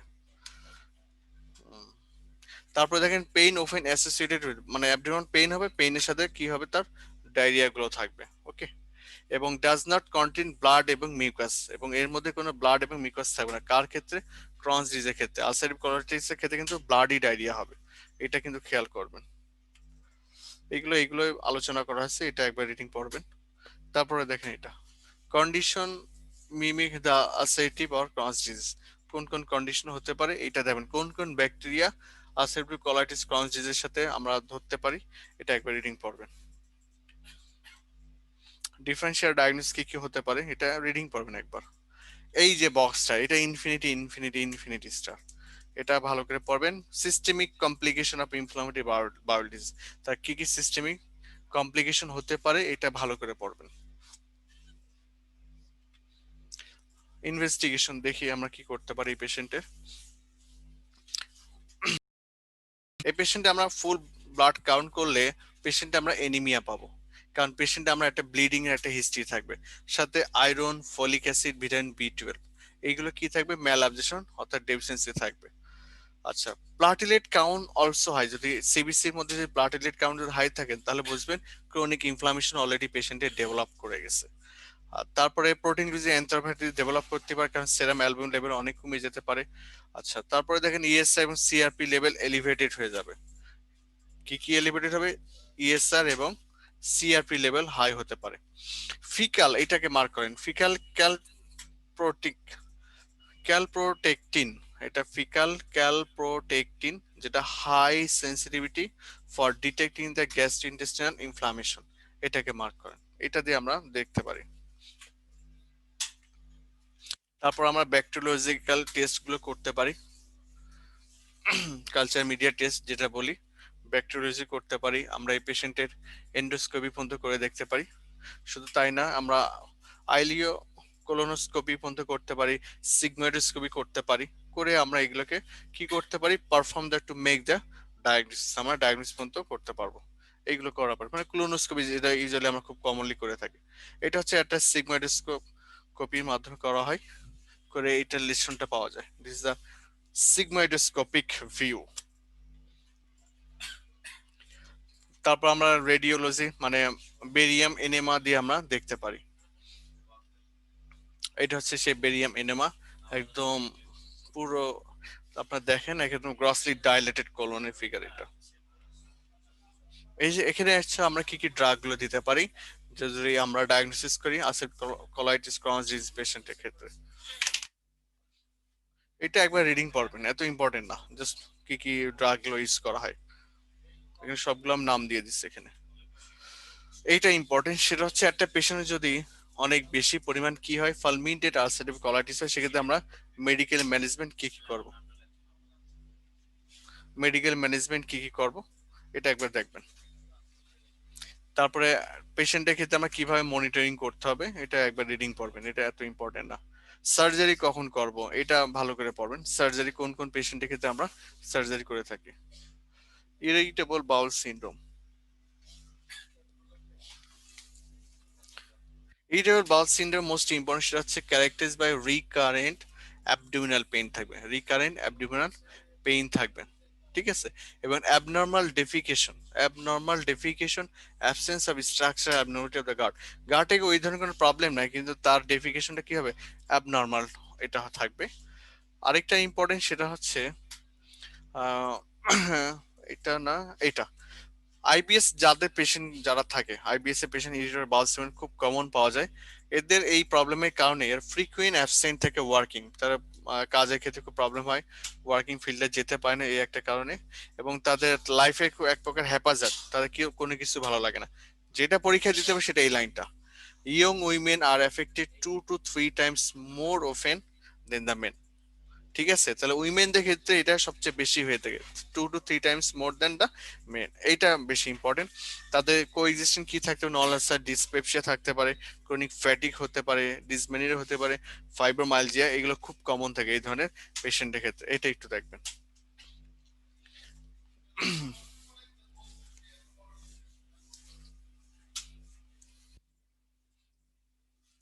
তাহলে এই পেশেন্টের কি কি প্রবলেম হতে পারে সেটা নাম্বার হচ্ছে যে যে ফ্যাক্টরগুলো ইম্পর্টেন্ট সেটা হচ্ছে বিহেভিয়ারাল এবং psychosocial factor, one of the most important. এইগুলো অনেক সময় এটার পরে নির্ভর করে, যেমন পেশেন্টের যদি সাইকিয়াট্রিক ইলনেস থাকে, অ্যাংজাইটি, ডিপ্রেশন, সোমাটো সোমাটি সোমাটিসেশন যেটা আমরা বলা হয় নিউরোসিস, মানে এক কথা নিউরোলজিক্যাল নিউরোলজি মানে সাইকিয়াট্রিক ডিসঅর্ডার থাকলে পেশেন্টের ইরিটেবল বাউল সিন্ড্রোমের চান্স অনেক বেশি থাকবে। এটা দেখবেন। একটা পেশেন্টকে আপনি কিভাবে ডায়াগনোসিস করবেন এটা ভালো করে পড়বেন, ডিটেলস না পড়লেও এটা পড়বেন। Factor supporting A diagnosis of IBS, একটা পেশেন্টে কিভাবে আপনি ডায়াগনোসিস করবেন। সিমটমস যদি মোর দেন 6 মান্থ হয় সেক্ষেত্রে হতে পারে, অথবা তার frequent consultation for non gastrointestinal problem, এই ধরনের প্রবলেম হয়ে থাকে, প্রিভিয়াস মেডিকেল আনএক্সপ্লেইনড সিমটম, কোনো কিছু পাচ্ছে না, সব টেস্টই নর্মাল আসছে, তার মানে এই পেশেন্টের চান্স হচ্ছে আইবিএস ডেভেলপ করা। অ্যালার্মিং কোনটা, যদি মোর দেন 50 ইয়ার্স এজ হয়, মেল জেন্ডার হয়, অর্থাৎ মেল যদি হয়, ওয়েট লস থাকে, নকচারাল সিমটমস যদি থাকে, এবং পেশেন্টের ফ্যামিলি হিস্ট্রি যদি কোলন ক্যান্সার পজিটিভ যদি থাকে, এনিমিয়া এবং রেকটাল ব্লিডিং, এই ক্ষেত্রে আপনাকে কনসার্ন হতে হবে। এটা হচ্ছে একটা ক্রাইটেরিয়া, যে ক্রাইটেরিয়ার মাধ্যমে আমরা ইরিটেবল বাউল সিন্ড্রোম ডায়াগনোস করে থাকি। এটা বলা হয় রোম 3 ক্রাইটেরিয়া, বলা হয় রোম 3 ক্রাইটেরিয়া। তাহলে এটা কি, recurrent abdominal pain or discomfort or at least 3 days per month in the last 3 মাস ধরে, যদি মাসে 3 দিনের সমান অথবা তার বেশি যদি এই প্রবলেম থাকে, না রিকারেন্ট অ্যাবডোমিনাল পেইন অথবা ডিসকমফোর্ট, তাহলে কি কি থাকে, improvement with the defecation, onset associated with the change in the frequency of stool, এবং another onset associated with the change in the form of stool, স্টুলের ফর্মে যদি চেঞ্জ থাকে, অ্যাপিয়ারেন্স ফর্ম মানে অ্যাপিয়ারেন্সে যদি চেঞ্জ থাকে, এটা অলরেডি বলে ফেলছি। পেশেন্টের ক্ষেত্রে আপনি কি আর টেস্ট করতে পারেন, একটা হচ্ছে আমরা সিবিসি এবং ফিকাল ক্যাল প্রোটেক্টিন যেটা বললাম একটু আগে, এটা করতে পারি, এর সাথে আমরা সিগময়েড রিসিভ করতে পারি, নাও পারি। আচ্ছা, colonoscopy should be undertaken in older patient. Colonoscopy কেন করো পেশেন্টটা, শুধুমাত্র কোলোরেক্টাল কার্সিনোমা আছে কিনা এটাকে আমরা এক্সক্লুড করার জন্য। এই পেশেন্টে আমরা ডায়েটারি ম্যানেজমেন্ট, কারণ এই পেশেন্টের মেন একটা প্রবলেম সেটা হচ্ছে ডায়েট ম্যানেজমেন্ট মোস্ট ইম্পর্টেন্ট, এটা একটা রিডিং পড়বেন। আমার পেশেন্টের ডায়েট ম্যানেজমেন্ট কিভাবে করব, এটা হচ্ছে পেশেন্টের কোন ক্ষেত্রে কি করবো। যদি পেশেন্টের ক্ষেত্রে যদি দেখা যায় সিমটমটা যদি ডায়রিয়া হয়, তাহলে এই কাজগুলো আমরা করবো। যদি পেশেন্টের যদি কনস্টিপেশন যদি হয়ে থাকে, সেটা এই ধরনের আমরা মেজার নেব। আর অ্যানাদার যদি পেইন এবং ব্লটিং থাকে, সেক্ষেত্রে আমরা এইগুলো মেজারমেন্ট গুলো নেবো। সো এটা একবার রিডিং পড়বেন, এটা পড়লে হবে। তবে মোস্ট ইম্পর্টেন্ট এখানে আমরা অ্যান্টি ডিপ্রেসিভ ড্রাগ গুলো দিয়ে থাকি, যেহেতু সাইকোসোশিয়াল। মোটামুটি আপনাদের গ্যাস্ট্রিন্টোলজি থেকে যা বললাম এইগুলো পড়লে হবে, এর বাইরে আশা করি আর লাগবে না। এখন আমরা যাচ্ছি আমরা one of the most important, liver এবং হেপাটোবিলিয়ারি। লিভারের ক্ষেত্রে দেখেন, প্রথমে পড়ার সময় সবসময় এই লাইনগুলো পড়ে থাকবেন। এখানে সব অনেক কিছু কোশ্চেন দিতে পারে, যেমন ফ্লাপিং টেমর সবচেয়ে কমন একটা কজ হচ্ছে হেপাটিক এনকেফালোপ্যাথির ক্ষেত্রে পাওয়া যেতে পারে। আর এগুলো একবার রিডিং পারবেন, এটা বেশি আর বলছে না। Causes of cirrhosis, infinity infinity infinity star, আমি যেগুলো দেখা দিচ্ছি মেডিসিন থেকে এইভাবে পড়লে হবে, এর বাইরে আপনাদের এক্সট্রা পড়া লাগবে না, কারণ যদি বেশি পড়তে যান আপনি শেষ করতে পারবেন না। তাহলে কজেস অফ সিরোসিস এর কজ কি, যেমন alcohol, chronic viral hepatitis B or C, non alcoholic liver immuno disorder গুলো আছে, জেনেটিক ডিসঅর্ডার আছে, এবং বিলিয়ারি কিছু ডিসঅর্ডার আছে। এটা এটা এইগুলো বলছি কজোলজি হিসেবে। Clinical features of hepatic cirrhosis, এটাও দেখবেন। সিরোসিসে পেশেন্টে আমরা কি কি দেখি, হেপাটোমেগালি থাকে, অনেক সময় এটা পেতে পারেন নাও পারেন। জন্ডিস, অ্যাসাইটিস খুব কমন, এবং সবচেয়ে বেশি থাকে স্পাইরাল টেলিনজেকটিসিয়া, পামার ইরাইথিমা, সাইনোসিস থাকতে পারে, এন্ডো এন্ডোকাইন প্রবলেম গুলো থাকে, দেন হিমোরিস থাকতে পারে, আর এবং মোস্ট ইম্পর্টেন্ট সেটা হচ্ছে portal hypertension, one of the most important. এই পেশেন্টের সাথে পোর্টাল হাইপারটেনশন ডেভেলপ করে, এটা খুব ভেরি ভেরি ইম্পর্টেন্ট। এটা এবং কমনলি এই ধরনের পেশেন্ট এটা পাওয়া যেতে পারে। আর কি থাকতে পারে, পিগমেন্টেশন থাকতে পারে, ডিজিটাল ক্লাবিং এবং ডুবিটেন্স কন্ট্রাকচার থাকতে পারে। এটা আমরা দেখাবো যখন কানেকটিভ টিস্যু ডিজিজ বা মাসকুলার স্কেলেটাল ডিসঅর্ডার থেকে। ফিচার্স অফ ক্রনিক লিভার ফেলার, এটা খুব ভালো করে পড়বেন। এটা একটু আগে আমি আলোচনা করছিলাম, অলরেডি বলে ফেলছি, এটা ইনফিনিটি ইনফিনিটি স্টার। তাহলে কি হতে পারে, নাম্বার পেশেন্টের যদি প্রথমিন টাইমটা বাড়বে এবং অ্যালবুমিন লেভেলটা কমে যাবে, জন্ডিস হবে, পোর্টাল হাইপারটেনশন থাকবে, ভেরিসেল ব্লিডিং, আমরা সবচেয়ে বেশি ইম্পর্টেন্ট হচ্ছে এটা, কারণ পেশেন্টে যদি অ্যাকিউট ব্লিডিং হয় সেক্ষেত্রে পেশেন্ট সার্ভাইভ করা অনেক কষ্ট হয়ে যায়। হেপাটিক এনকেফালোপ্যাথি এবং অ্যাসাইটিস যদি হয় সেক্ষেত্রে কি হতে পারে, স্পন্টেনিয়াস ব্যাকটেরিয়াল পেরিটোনাইটিস এবং হেপাটোরেনাল ফেইলিওর ডেভেলপ করতে পারে। এই ফিচার্স গুলো থাকবে আপনাদের কোশ্চেন গুলো একদম এই ধরনের বক্স রিলেটেড এবং খুব কমন থেকে দেবে, তবে সিঙ্গেল বেসড হিসেবেই দেবে, কমন হিসেবে। ম্যানেজমেন্ট আমরা কিভাবে করতে পারি, management according to the number one তার নিউট্রিশন ম্যানেজ করবে এবং কমপ্লিকেশন যেগুলো আছে অলরেডি যেগুলো আমরা দেখলাম এই কমপ্লিকেশন গুলোকে আমরা কি করব, সলিউশন করার চেষ্টা করব। এটা হচ্ছে মেন ট্রিটমেন্ট। আরেকটা যেটা দেখা যায় এখন রিসেন্ট যেটা চালু হয়েছে, ক্রনিক লিভার পেশেন্ট যদি হয়ে থাকে সেক্ষেত্রে আমরা লিভার ট্রান্সপ্লান্টেশন করা যেতে পারে। সেক্ষেত্রে আমরা 2 কোয়ার্টার্স মানে 3 quarters of the liver, total লিভারে 3 মানে তিনে 4 ভাগ আমরা রিপ্লেস করতে পারি, এটাকে 3/4 যেটাকে বলা হয়। এইটা দেখেন পোর্টাল হাইপারটেনশন। এক একটা সাইট অনুযায়ী কজ কি কি আছে, according to the site causology কি কি আছে। এইটা infinity star according to the site অনুযায়ী কি কি কজ আছে, এখানে প্রত্যেকটা পয়েন্ট দেওয়া আছে, ঠিক আছে। সেই পয়েন্ট অনুযায়ী পড়ে, যেমন কজ নাম্বার 1 যদি প্রি হেপাটিক প্রি সাইনোসয়েডাল যদি হয়ে থাকে তার কজ কি আছে, intra hepatic pre sinusoidal cause কি আছে এটা বলা হয়। দেন তারপরে দেখেন সাইনোসয়েডাল, ভিতরে একদম সাইনোসয়েডাল কি কি কজ আছে, এইগুলো খুব ভালো করে পড়বেন। এটা ভেরি ভেরি ইম্পর্টেন্ট এই বক্সটা। Complication of portal hypertension infinity star, এটা ভালো করে পড়বেন। নাম্বার 1 ভেরিসাল ব্লিডিং হতে পারে, ইসোফেজিয়াল, গ্যাস্ট্রিক অথবা আদার কজ। তারপরে কনজেস্টিভ গ্যাস্ট্রোপ্যাথি, হাইপারস্প্লেনিজম, অ্যাসাইটিস হতে পারে, iron deficiency anaemia, renal failure এবং হেপাটিক এনকেফালোপ্যাথি। এই পেশেন্টটি আপনি যদি ইমার্জেন্সি ম্যানেজমেন্ট করতে হয়, ইমার্জেন্সি ম্যানেজমেন্ট অন ব্লিডিং যেটা একটু আগে বলছিলাম, মানে পোর্টাল হাইপারটেনশন হলো ভেরিসাল ব্লিডিং যেটা বলি, ভেরিসাল যদি ভেরিস গুলো যদি র্যাপচার হয়ে যায় সেক্ষেত্রে ব্লিডিং হবে। ব্লিডিং হলে সেক্ষেত্রে আপনি কি করবেন, তাহলে এইটা খুব ভালো করে পড়বেন। তাহলে আমরা কি করতে পারি, ইন্টারভিনাস ফ্লুইড মেনটেন করব, তারপরে ভেসো প্রেসার টার্লি প্রেসিন এটা আমরা দিতে পারি, তারপরে সেপালোসিন জেনারেশন 4 মানে প্রোফাইলেটিক অ্যান্টিবায়োটিক দেবো, এবং পেশেন্ট যদি ইসোফেজিয়াল যদি ব্লিডিং হয় সেটাকে কনফার্মেশন করার জন্য আমরা ইমার্জেন্সি এন্ডোস্কোপি করতে হবে। তারপর ভেরিসাল ব্যান্ড লাইগেশন করে আমার ব্লিডিংকে স্টপ করতে হবে। পেশেন্ট যদি কোনো পেপটিক আলসার থাকে সেটাই কারেকশন করার জন্য বা প্রিভেন্ট করার জন্য প্রোটন পাম্প ইনহিবিটর আমরা দেব, এবং হেপাটিক এনকেফালোপ্যাথি যাতে ডেভেলপ না করে সেক্ষেত্রে আমরা ফসফেট অথবা ল্যাকটুলোজ এটাকে আমাদেরকে দিতে হবে। এটা ভালো করে পড়বেন। ভাইরাল হেপাটাইটিস এইটা নিয়ে ডিটেলস একটু পড়বো আমরা।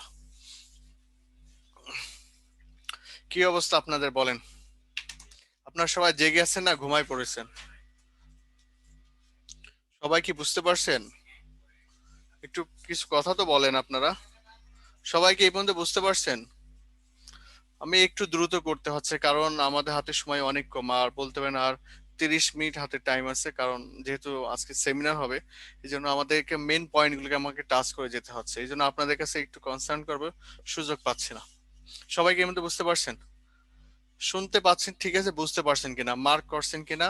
আর এখন পিডিএফ কষ্ট করে পড়ার দরকার নেই, আপনার ক্লাস শেষ হওয়ার পরে নক করবেন স্যারদের কাছে, আমাদের অফিসে যোগাযোগ করবেন, ওখান থেকে আপনাকে বলে দেবো কবে আপনার শীট পাবেন। শীট পাওয়া মাত্রই পড়া শুরু করে দেবেন, ঠিক আছে। এবং আমি চেষ্টা করব প্রত্যেকটা প্রথম যখন এটা 10 সিরিজ কমপ্লিট হয়ে যাবে, 10 সিরিজ কমপ্লিট হওয়ার পরে আমি এটা প্রত্যেকটা আবার আপডেটেড করব, আরো বেশি আপডেটেড হবে এবং আপডেটেড গুলো আপনার পিডিএফ আকারে পাবেন। এবং আরেকটা বিষয় হচ্ছে যে আমরা ক্লাস শেষ হওয়ার পরে এটা আবার নতুন করে আবার শুরু হবে, অর্থাৎ লেকচার 1 আমরা 10 কমপ্লিট হওয়ার পরে, 10 সিরিজ কমপ্লিট হওয়ার পরে টার্গেট আছে আমরা জানুয়ারি সেকেন্ড উইকে কমপ্লিট করে দেবো। এটা কমপ্লিট হওয়ার পরেই আমরা আবার ব্যাকে চলে যাব, অর্থাৎ একদম প্রথম স্লাইড থেকে শুরু করব। একটা বিষয়, তবে ক্লাস টেস্ট গুলো কন্টিনিউয়াস থাকবে, আপনার অলরেডি আজকে অলরেডি পেয়ে গেছেন, হ্যাঁ বলতে থাকেন। অলরেডি আপনার ওখানে ক্লাস টেস্টে মনে হয় আপনার আজকে মনে হয় ডেট দিয়ে দিচ্ছে, ওইভাবে সিরিয়ালি হতে থাকবে। আর প্লাস এটা শেষ হওয়ার পরে আমাদের ইভালুয়েশন টেস্ট শুরু হবে, যেগুলো বলছি, কেউ যদি আমাদের সাথে এইভাবে যুক্ত হতে চায়, হ্যাঁ এটা আবার ফার্স্ট থেকে শুরু করলে, হ্যাঁ আমরা এটা সব প্রথম থেকে শুরু হবে। ওগুলো কি পড়লে কি হবে, হ্যাঁ ইনশাল্লাহ এটা পড়লে ইনশাল্লাহ এটা হবে। এটা আমি ডিটেলস আলোচনা করব হচ্ছে আমাদের 10 সিরিজের লাস্ট ক্লাস প্যাথোলজি 10, প্যাথোলজি 10-এ ক্লাসে আমি ওইদিনকে কেউ আল্লাহর হস্তে ক্লাসটা মিস করবেন না। ওই দিনকে আমি টোটাল কোর্সটা কিভাবে পড়তে হবে ইনশাল্লাহ, ঠিক আছে? টোটাল কোর্সটা কিভাবে পড়তে হবে ওই দিন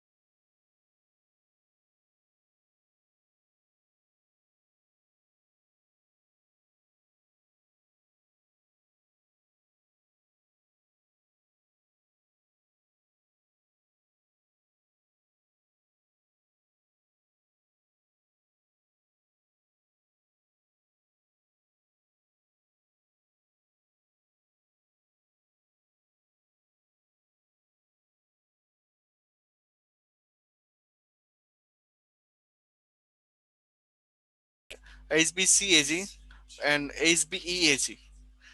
তাহলে অ্যান্টিজেন হেপাটাইটিস বি হলো কোর অ্যান্টিজেন, আর এটা হচ্ছে ব্লাডের ক্ষেত্রে যেটা পাই HBeAg। এই দুইটা যে আমরা কোথায় পাচ্ছি, এটা HBeAg যেটা আছে এটা আমরা কোথায় পাবো, ব্লাডে পাবো। এটা মার্ক করেন, এটা কোথায় পাওয়া যাবে, ব্লাডে পাওয়া যাবে। তারপরে যেটা পড়বেন সেটা পড়তে হবে এই ফিগারের নিচের লাইনগুলো, নিচের লাইনগুলো বাদ দেবে না কেন, দেখেন দেখেন hepatitis B virus surface antigen protein makes up the part of the viral envelope. তাহলে এটা হচ্ছে ভাইরাল এনভেলপ হিসেবে কাজ করে। তারপরে হেপাটাইটিস বি কোর অ্যান্টিজেন অর্থাৎ HBCAg, এটা যেটা আছে সেটা হচ্ছে capsid or core part of the virus found in the liver but not in blood. তাহলে এইটা শুধুমাত্র আপনি লিভারে পাবেন।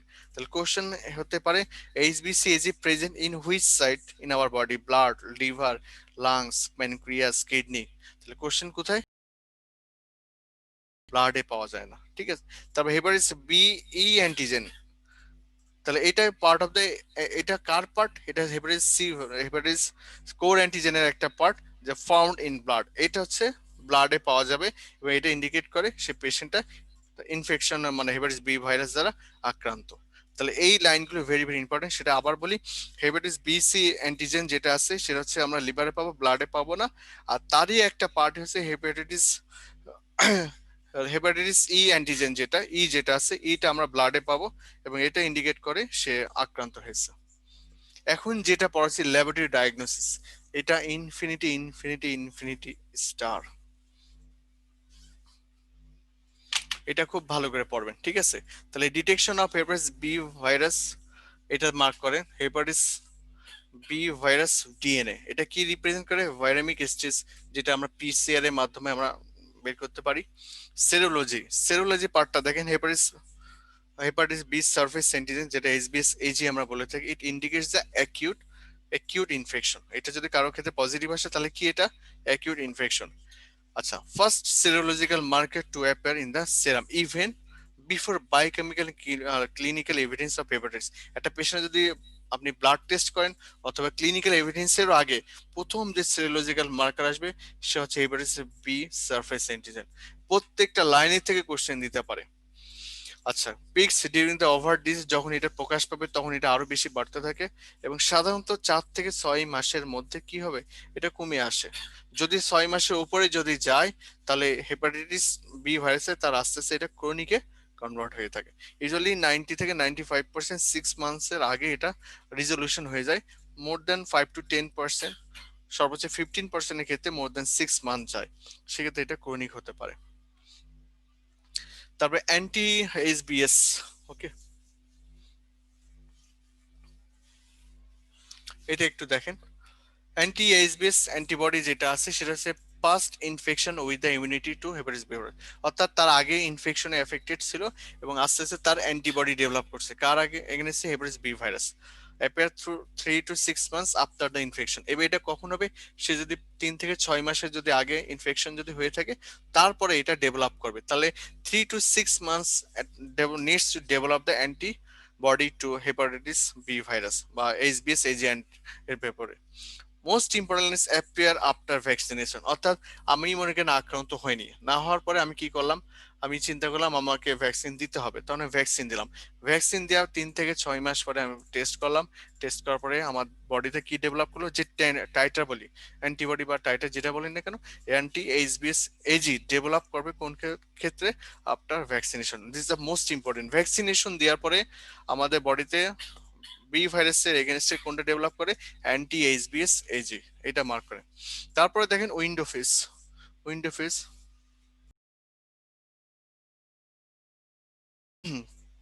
উইন্ডো ফেজে দেখেন সেটা হচ্ছে, দেখেন উইন্ডো ফেজের ক্ষেত্রে period of several weeks when B virus আমরা জানি HBsAg এটা কি থাকে, ডিসঅ্যাপিয়ার থাকবে, but anti HBs is not yet detectable. মানে এটা আমরা জানি উইন্ডো ফেজ যে সময় আমাদের বডিতে HBs এজি যেটা আছে বডিতে নাই, ডিজে বার করছে, এবং এর এগেনস্টে অ্যান্টিবডি অ্যান্টি এইচবিএস এই সময় নাই, এই দুইটার মাঝখানে পিরিয়ডটাকে বলা হয় উইন্ডো পিরিয়ড। এখন প্রবলেমটা যেটা, একটা পেশেন্ট মনে করেন এইচবিএস এজিতে আক্রান্ত হয়েছে, ভাইরাসে আক্রান্ত হয়েছে, এখন সে এমন একটা পর্যায়ে সে যখন টেস্টটা করলো তখন তার টেস্ট এইচবিএস এজি তার নেগেটিভ আসছে। এখন পেশেন্টটা যেহেতু আগে আক্রান্ত হয়েছে, যখন টেস্ট করছে তখন এটাকে পাওয়া যায় না, পেশেন্ট তার মানে এই না সে হেপাটাইটিস বি ভাইরাসে আক্রান্ত না, এবং আপনি তার ক্ষেত্রে অ্যান্টি এইচবিএস করলেন, সেটাও দেখলেন নেগেটিভ, সেক্ষেত্রে মনে করলেন না তাহলে নাই, আসলে না, এই সময় আমরা অন্য একটা মার্কারকে ব্যবহার করি, উইন্ডো ফেজের জন্য আমরা আরেকটা মার্কার ব্যবহার করি, যদি ওই মার্কার যদি আমরা পাই তাহলে বুঝতে পারবো সেটার ক্ষেত্রে আমরা যে পেশেন্ট অলরেডি আক্রান্ত আছে। এইটা নিয়ে এখন আলোচনা করব, এবং এইটাই হচ্ছে আমাদের অ্যান্টি এইচবিসি, এইটা হচ্ছে সেটা। তাহলে অ্যান্টি এইচবিসি যেটা আছে অ্যান্টিবডি টু হলে hepatitis B virus core antigen, এটা অলরেডি আলোচনা, not found in the blood, এটাকে মার্ক করেন, not found in blood, but antibody to it, antibody to it মানে হচ্ছে এইটার এগেনস্টে হেপাটাইটিস কোর অ্যান্টিজেন এগেনস্টে যে অ্যান্টিবডি সেটাকে বলে অ্যান্টি এইচবিসি, appears early in the illness and rapidly reaches the high titre. অর্থাৎ এই সময় যদি আপনি পেশেন্টকে যদি উইন্ডো ফেজ যেটা বললাম উইন্ডো ফেজে আপনি অ্যান্টি এইচবিসি করবেন, যদি এই সময় পজিটিভ যদি পান তাহলে পেশেন্ট ইজ হেপাটাইটিস মানে বি ভাইরাসের সে আক্রান্ত। তাহলে আমি আবার বলি, যদি এইচবিএস এজি উইন্ডো পিজের ক্ষেত্রে মানেটা কি, এই সময় এইচবিএস এজি পজিটিভ পাবো না, অ্যান্টি এইচবিসি এটাও ক্ষেত্রে আমরা পাবো না, দুইটা ক্ষেত্রে নেগেটিভ, কিন্তু ওই পেশেন্ট যদি সত্যিকার অর্থে যদি আক্রান্ত হয়ে থাকে সেই ক্ষেত্রে পেশেন্টে অ্যান্টি এইচবিসি পজিটিভ পাওয়া যাবে। এটা দুই ধরনের হয়ে থাকে, একটা হচ্ছে ইমিউগ্লোবিন এম টাইপ, এটা ইমিউগ্লোবিন জি টাইপ। এম টাইপটা একটু দেখি, immunoglobulin M class antibody to এইচবিসি Ag, most important test for recent infection. এটা যদি কারো ক্ষেত্রে পান সেক্ষেত্রে আমরা কি বুঝবো, রিসেন্ট ইনফেকশন, এটাকে মার্ক করেন। তাহলে রিসেন্ট ইনফেকশন দেখার জন্য আমরা কোন টেস্ট করব, ইমিউগ্লোবিন এম অ্যান্টি এইচবিসি positive after 4 to 6 months after infection, মানে ইনফেকশন হওয়ার পর 4 to 6 months পর্যন্ত এটা কন্টিনিউশন থাকে। হিমোগ্লোবিন জি অ্যান্টি এইচবিসি ইন্ডিকেট করে কি, পাস্ট ইনফেকশন, এটা কি ইনফেকশন করে, past infection. Anti এইচবিসি can sometimes reveal an acute infection when the HBCG has disappeared and before anti-HBC develop. ওই যেটা আমরা এত সময় উইন্ডো প্রেস যেটা বললাম, তাহলে উইন্ডো পিরিয়ডে আমরা কোন টেস্টটা করব, অ্যান্টি এইচবিসি ইমিউনোগ্লোবিন এম টাইপ। ঠিক আছে, this is the window phase অথবা উইন্ডো পিরিয়ড। উইন্ডো পিরিয়ডে পজিটিভ পাবো কোনটা, অ্যান্টি এইচবিসি। সবাইকে এই পর্যন্ত কি বুঝতে পারছেন, এটা কি বুঝতে পারছেন এই পর্যন্ত,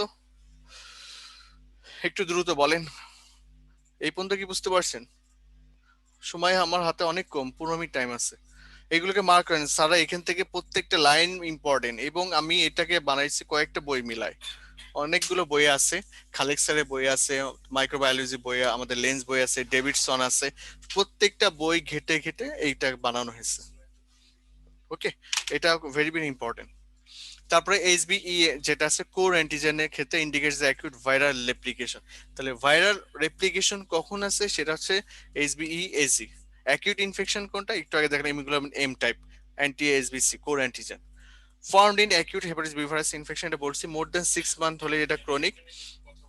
হ্যাঁ অবশ্যই স্যার, আমি বলে দিচ্ছি, আমাদের শ্রদ্ধেয় ডিএমডি স্যার আপনাদের সাথে একটু কথা বলবেন, স্যারের কথা শুনেন। আপনাদের মেডিকেলের লেকচার শিট চলে আসছে, হ্যাঁ। তো যারা ঢাকায় আছেন তারা ফার্ম গেট থেকে নিয়ে যান, তাদের কোনো পেমেন্ট করতে হবে না। যারা ঢাকার বাইরে আছেন কুরিয়ার করতে হবে, তারা আগামী 3 দিনের মধ্যে 200 টাকা কুরিয়ার চার্জ দিবেন, তাহলে আমরা এখান থেকে কুরিয়ার করে দিব সবার লেকচার শিট গুলো আগামী 3 দিনের মধ্যে। ডক্টরদের সব কাজগুলো শেষ করতে চাই, ঠিক আছে?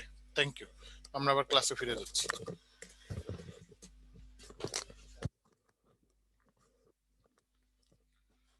সবাই তাহলে তো বুঝতে পারছেন, আমি অলরেডি কয়েকবার বলছিলাম, অলরেডি আমাদের শ্রদ্ধেয় স্যার আপনাদেরকে জানিয়ে দিচ্ছেন, আপনারা এটা খুব দ্রুত কালেক্ট করে নেবেন। ওকে,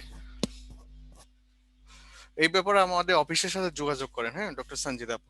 তাহলে আমরা মেন পার্টে চলে আসি। তারপরে দেখেন, এটা অলরেডি বলছি অ্যান্টি এইচবিই, এটা কি ইন্ডিকেট করে, রিজলিউশন, যে পেশেন্ট নর্মালের দিকে চলে আসছে, এবং এলাইজার মেথড যেটা আছে সেটার মাধ্যমে use for the hepatitis B virus antigen and antibody, এলাইজার মেথডের মাধ্যমে এগুলোকে আমরা বের করতে পারি। এখানে প্রত্যেকটা line important, very very important.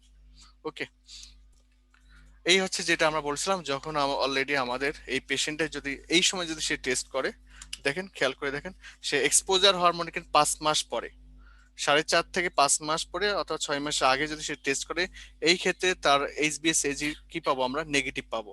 আর অ্যান্টি এইচবিসি 6 মাস, তার মানে 4.5 মাসের মধ্যে পেশেন্টের এইচবিএস এজি ডিসঅ্যাপিয়ার করবে, 6 মাসের মাথায় যে অ্যান্টি এইচবিসি ডেভেলপ করবে। তাহলে এই দুইটার মাঝখানে শুধুমাত্র আমরা এটাই পাবো, এবং এইটা হচ্ছে আমাদের অ্যান্টি এইচবিসি। ওকে, এই জিনিসটা এত সময় বুঝালাম আপনাদেরকে। এটা আমাদের 39 BCS এর কোশ্চেন, খুব দ্রুত এটা অ্যান্সার করেন, খুব দ্রুত অ্যান্সার করেন এটা। লাস্ট 10 মিনিটস আছে আমাদের। Commonest cause of hepatitis cirrhosis in Bangladesh, খুব দ্রুত দ্রুত দ্রুত।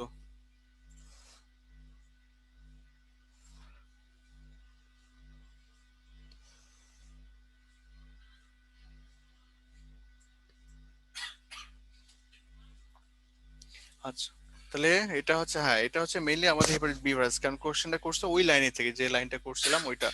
আচ্ছা, সেটা হচ্ছে ডক্টর উম্মে ফাতেমা আপু কোনো একটা কোশ্চেন করছিলাম আমাদের ক্লাসে, সেটা হচ্ছে যে সিস্টোলিক প্রেশার, যদি ফিজিওলজি কোশ্চেন আমরা করছি মেডিসিনের ক্লাস, যাও সিস্টোলিক প্রেশার কার্ডিয়াক আউটপুটের সাথে রিলেটেড, শুধুমাত্র systolic pressure cardiac output related. Diastolic pressure শুধুমাত্র হচ্ছে আমাদের পেরিফেরাল রেজিস্ট্যান্সের রিলেটেড, আর যেটা আমরা হাইপার টেনশন যেটা আমরা বলি সেটা হচ্ছে পালস পেসের সাথে রিলেটেড। ওকে, এর বেশি আর ডিটেলস এই পর্যন্ত হলেই যথেষ্ট, ঠিক আছে? ডক্টর উম্মে ফাতেমা আপু, এই পর্যন্ত কি বুঝতে পারছেন? তাহলে এটা অ্যান্সার হবে answer B. Okay, thank you all. Confirmatory marker for the viraemic stage of hepatitis B virus. Okay, এটাকে অ্যান্সার করেন খুব দ্রুত। দেখেন, দেখতে হবে আপু কোনটা, হ্যাঁ কোনটা দিয়ে আছে আমি দেখি না, দেখতে হবে আপু কি আছে ওখানে। Confirmatory marker for viraemic stage of hepatitis B virus, doctor Sanjida Tasnim Smriti, answer এ।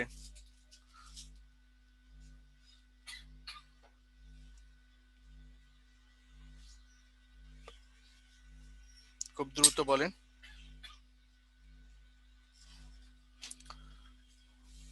এত সময় পড়ালাম, লাইন বাই লাইন দাগিয়ে দিলাম, কোথার থেকে কোশ্চেন গুলো আসছে সেইগুলো লিখে দিলাম, তারপরেও মানে অ্যান্সার গুলো এরকম কেন আসছে?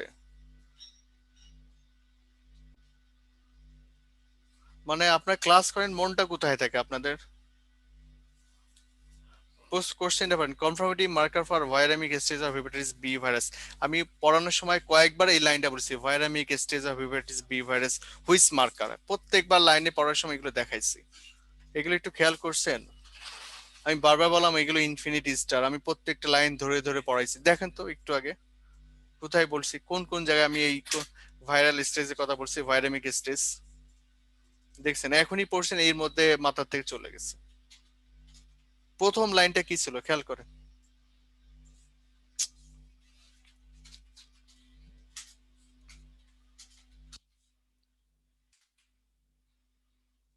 দেখেন, তাহলে আমি একটু নিচের থেকে যাই,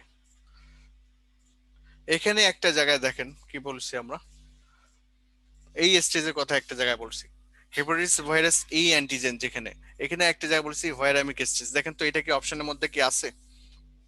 হেপাটাইটিস বি ভাইরাস এই অ্যান্টিজেন কি অপশনের মধ্যে আছে? অপশনের মধ্যে নাই।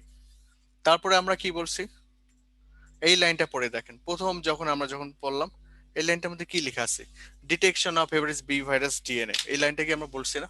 এখানে কি লেখা আছে, ইট প্রেজেন্টস আ ভাইরামিক স্টেজ। দেখছেন আপনাদের অবস্থা? আপনার ক্লাস করেন, আমি লাইন ধরে দেখাই দিই, এইগুলো পড়তে হবে। তাহলে তাহলে এবারটা কোশ্চেনটা দিক তাকান, এবার দেখেন,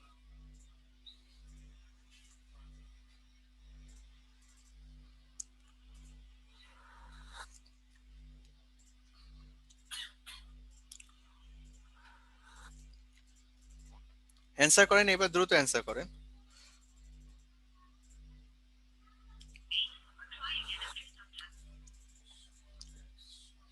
বুঝতে পারছেন আমি বারবার কেন বলছি যে প্রত্যেকটা লাইন প্রত্যেকটা ওয়ার্ড এখানে ইম্পর্টেন্ট, কোশ্চেন গুলো কোথা থেকে আসছে, কোন লাইনের থেকে আসছে, আপনার পড়ার সময় একটু খেয়াল করে পড়বেন, হ্যাঁ?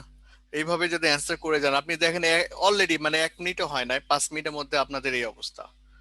আর ওই সময় কতদিন পরে পরে পরীক্ষা হলে যাবেন, তাহলে কি অ্যান্সার করে আসবেন আপনারা?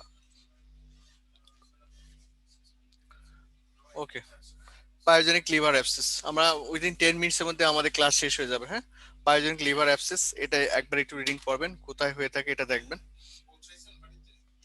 দেখেন পায়োজেনিক লিভার অ্যাবসেসে কমন কজ কি? হ্যাঁ, ইনফিনিটি ইনফিনিটি স্টার, এটা কজ গুলো দেখবেন। ওকে, এই কজ গুলো দেখবেন ভালো করে। হেমোরয়েড দেখেন, ট্রমা হলে কি হবে, হেমাটোজেনাস কোন কোন রুটে যায়, কজেস গুলো। ক্লিনিক্যাল ফিচার্স সেটা আমরা জানি, পেশেন্টের রাইগর থাকে, ওয়েট লস থাকবে, অ্যাবডোমিনাল পেইন সবচেয়ে বেশি থাকবে পেশেন্টের, অ্যাবডোমিনাল পেইন খুব পাবেন, সিভিয়ার পেইন হবে এই পেশেন্ট গুলো। এবং এটা জাস্ট ট্রান্সমিট পেইনটা radiate to the right shoulder, right শোল্ডারে এটা পেইন করবে। এই বাকিগুলো পড়লে বুঝতে পারবেন। ইনভেস্টিগেশন আমরা লিভার ইমাজিং টেস্ট গুলো করতে পারি। ইনভেস্টিগেশন 90%ই আমাদের, আপনি যদি ইয়ে করে দেন আল্ট্রাসোনোগ্রাম বা হিপাটো প্যানক্রিয়াটিক যেটা আছে বা হিপাটো বিলিয়ারি সিস্টেম, ওখানে করলেও পাবেন। নিডেল সবচেয়ে বেশি আমরা কনফার্মেশন যেটা করি সেটা হচ্ছে নিডল বায়োপসি। আল্ট্রাসোনো গাইডেড এফএনএসসি যদি করেন সেক্ষেত্রে আপনি এটা কনফার্মেশন করতে পারবেন, বাকিগুলো আপনি দেখলে বুঝতে পারবেন। এবং শুধু তাই না, এই যে ব্লাড কালচার যেটা করি তাহলে আমরা পজিটিভ 50 to 80% তার পজিটিভ পাবো। ম্যানেজমেন্ট যেটা আছে, ম্যানেজমেন্ট হচ্ছে পাস গুলো আমাদের ড্রেনেজ করতে হবে। কালচার অ্যাকর্ডিং টু কালচারে আমরা অ্যান্টিবায়োটিক দিতে পারি, এটা একবার রিডিং পড়বেন। কম্বিনেশন ড্রাগ দিতে পারি, যেমন অ্যাম্পিসিলিন, জেন্টামাইসিন এবং মেট্রোনিডাজো। আর ওইটাতে বললাম অ্যাসপিরেশন করতে হবে, আল্ট্রাসোনো গাইডেড। হেপাটোসেলুলার কার্সিনোমা, এটা এটা এই জায়গাটা রিডিং পড়বেন। Appears in a single mass in absence of cirrhosis, একটা মাস আকারেও আপনাদের পাওয়া যেতে পারে, এটা দেখতে পারেন। অথবা or as a single nodule or multiple nodules in the presence of cirrhosis, cirrhosis এ পরে এটা আসতে পারে। আচ্ছা, ক্লিনিক্যাল ফিচার্স এটা